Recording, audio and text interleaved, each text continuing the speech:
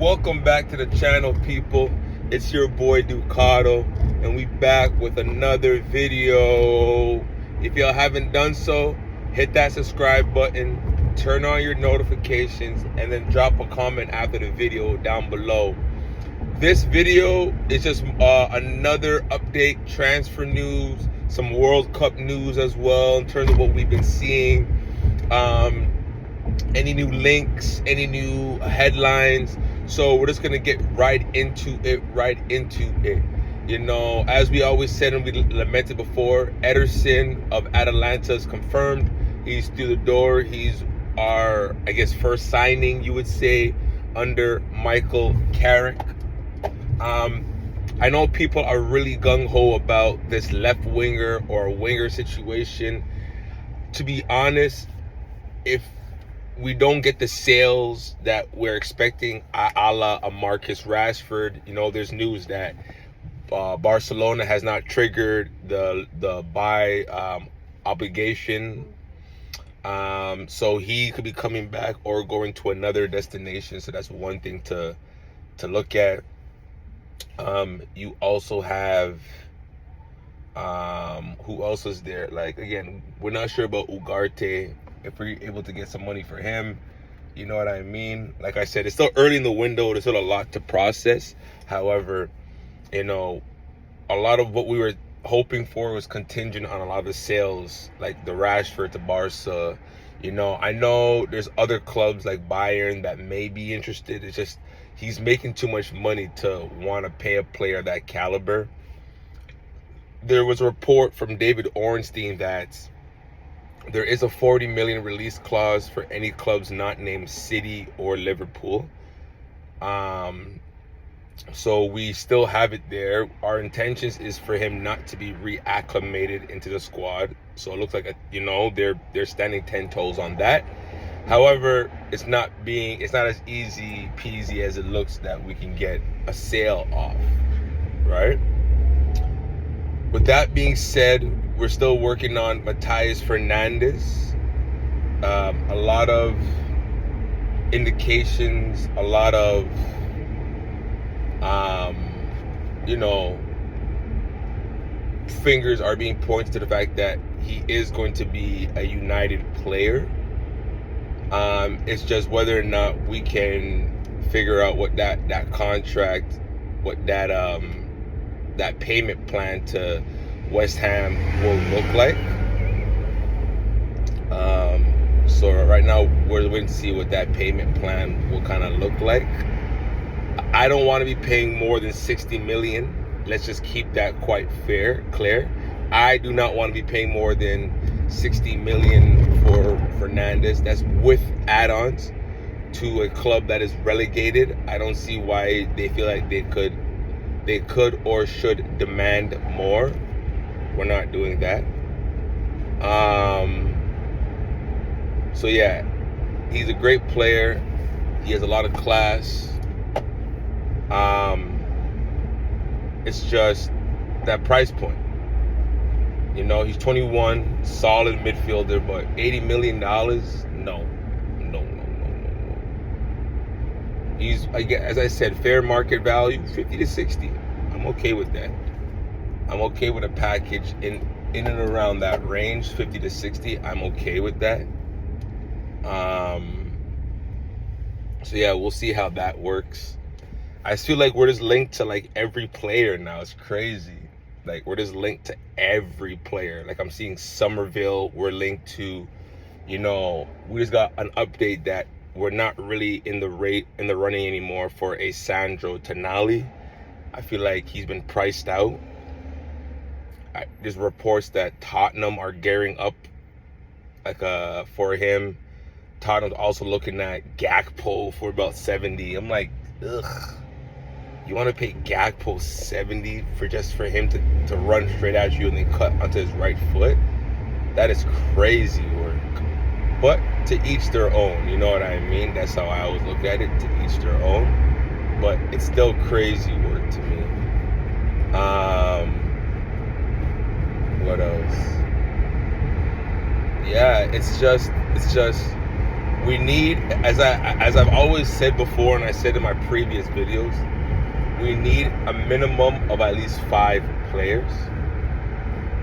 3 being midfielders, 1 being a center back, 1 being a left back, and then a winger, left or right. Doesn't really matter to me. Now, with the left back situation, there's been a lot of headways linking us to Newcastle's 21-year-old left back Lewis Hall. Now, there's pros and cons for the deal. You know, Luke Shaw for us is on his last year of his contract, and there doesn't be any, I guess, signs that we're going to want to re-sign him. So if that's the case where we're not going to want to re-sign him, then getting another left back is going to be pivotal, right? And so when I look at a Lewis Hall and I say, okay, do we think that, you know, he can be the guy? And then you're seeing reports that our board is in love with, you know, his profile, you know, especially at St. James Park against Barcelona, kind of held Lemme in check, some would say, right? And so, you know, I think he's good. I think he's a serviceable left back. Again, I'm in the range where for my left backs, especially my full backs, I don't like paying more than 50 for them. I think that's more than reasonable to get a 50 bowl from them. So we will work out trying to get a 50 bowl. But yeah, if we can get him for 50, but then, like, again, it's Newcastle. They don't like selling to us, you know. They view us as a quote-unquote rival. I don't know how far-fetched that is, but they see us as a rival. So what I'm going to do? Cry over spoiled milk? If they see us as a rival, they see us as a rival. But we're going to get your player. Just like how Liverpool got Isak, right? Like, if the player wants to come and they want to leave your club, you rarely want an unhappy player, right? So if he's upset with the coach, you know, because Dan Burn got ahead of him at left back, and now Dan Burn's at the World Cup and he's not, you know, it does something to a player's psyche, man. I can't warrant and say he's not wrong. Like, it does something to a player's psyche, man.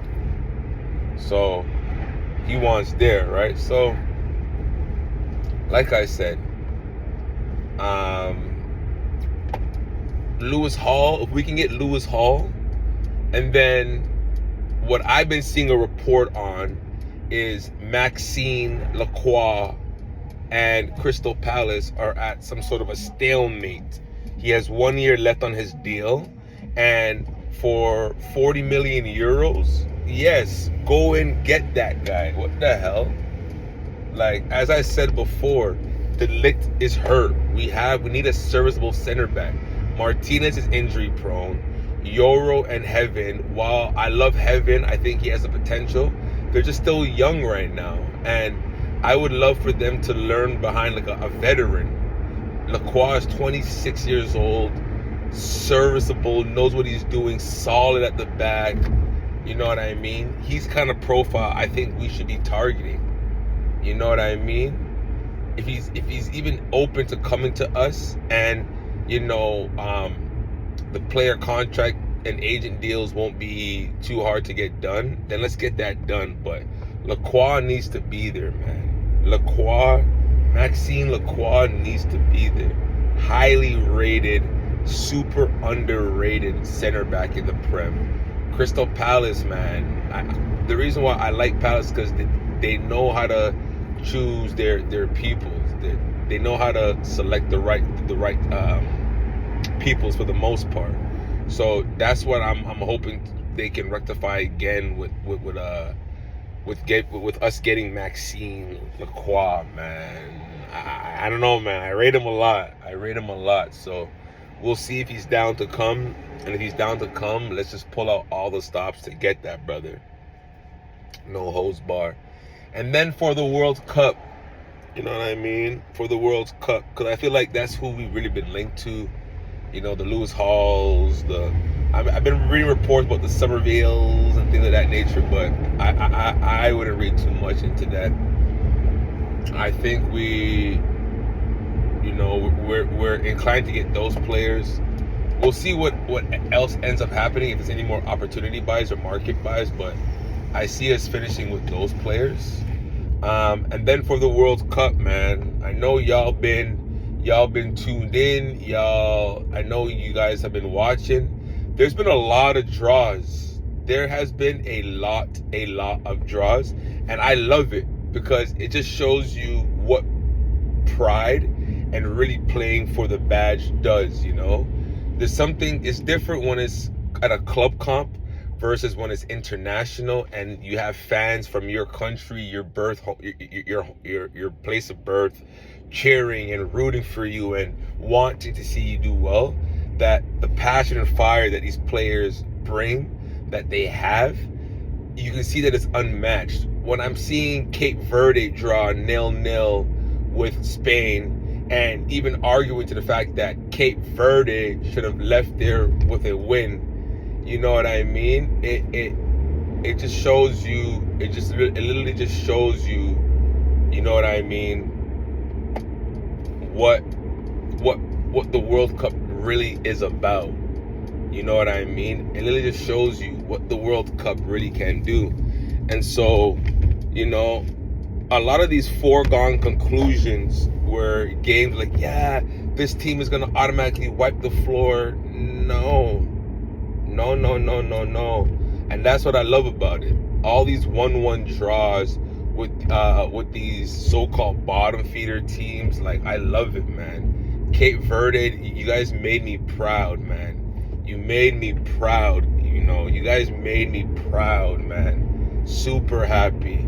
Of course, Curacao got demolished by Germany, but even for Curacao to score their goal, very proud for that country, man. Very proud, man. A small island, you know, from a small island, many things are possible, man. And that's just another one of them. So shout out to them. I know today is a very, very, very big game. We have France versus Senegal.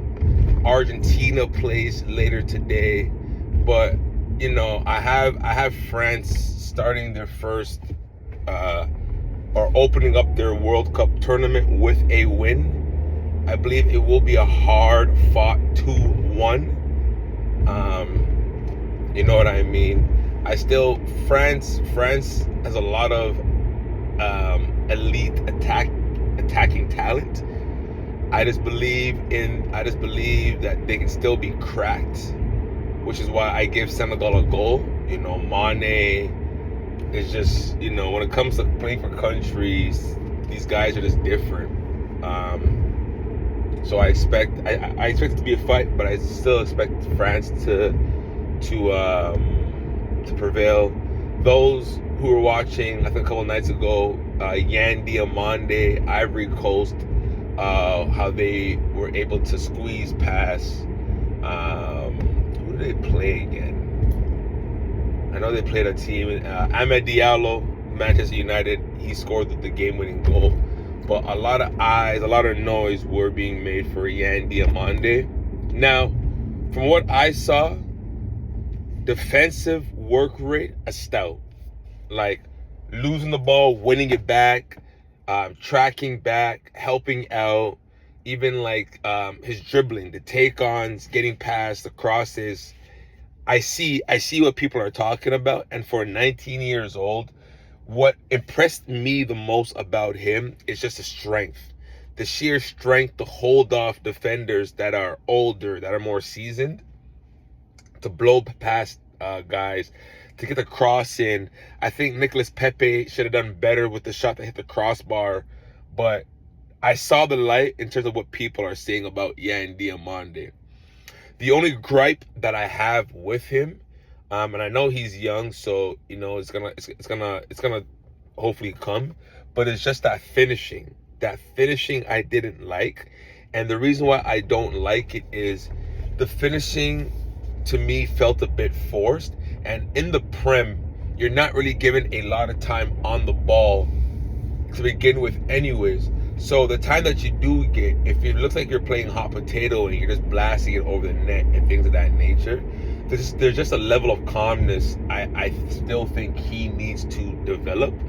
But once he like develops that calmness and that purpose in front of the net, yeah, he's gonna be unstoppable, man. Like I see it. So I see why Leipzig has him valued at 100 million, whether it's euros, pounds, a package combination, don't know, but I can see why they have him valued at the number they have him valued at, because it makes I can see it. I see why they want what they want. I can see why they want what they want. So yeah, it makes sense. But yeah, so far, I'm excited about the World Cup. The only thing I don't like is the damn hydration breaks. That is not football. This is not football. Football is meant to be played with 45-minute halves, not 20 then a break, 20 then a break. This is not North American sports. This is not no fourth quarter shit. It's 2 45-minute halves. I understand where, oh, it's super hot. It's the weather, the players could pass out. I understand that. That is a separate thing from a game being played indoors in a controlled environment to a game that's being played outside where the sun is naturally hot, XYZ, yada yada yada yada yada. Not every single game needs a hydration break. Let me repeat. Not every single game needs a hydration break. All right? Like, I don't know how else to say it, but not everything needs a hydration break. Not everything needs a hydration break. The football, whether it's La Liga, Prem, Bundesliga, the Brazilian League, MLS, I don't give a rat's anywhere else. It's 45 minutes. It's 2 45-minute halves. So we got to get back to that. No more hydration break, or limit the hydration break. It's just a clear way for the Americas sponsors to make money by having these 3-minute commercials with a hydration break. No, cut that corniness out. It ruins the game. It ruins the game. I really believe World Cup will not be held in North America for a very long time, because they are not doing it right. It is extremely poor, and I'm extremely just saddened by the turn of events. You know what I'm trying to say?